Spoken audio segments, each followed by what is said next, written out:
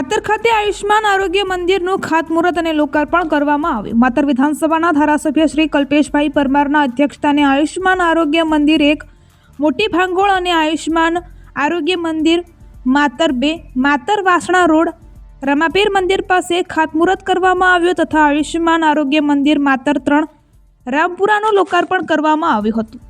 અંદાજિત 1,22,00,000ની કિંમતના કામોનું ખાતમુહૂર્ત અને લોકાર્પણ કરવામાં આવ્યું, જેનાથી માતર તાલુકાની જનતાની આરોગ્ય સેવાઓમાં સવિશેષ વધારો થશે।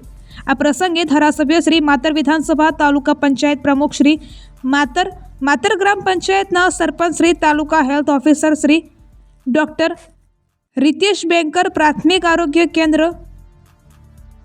ત્રાજના ડૉક્ટર તિથિ શાહ તથા આયુષ્માન આરોગ્ય મંદિરનો સમગ્ર સ્ટાફ, આશા બહેનો, આશા ફેસિલિટર, આંગણવાડી બહેનો અને અન્ય પદાધિકારીઓ તેમજ ગ્રામજનો હાજર રહ્યા હતા।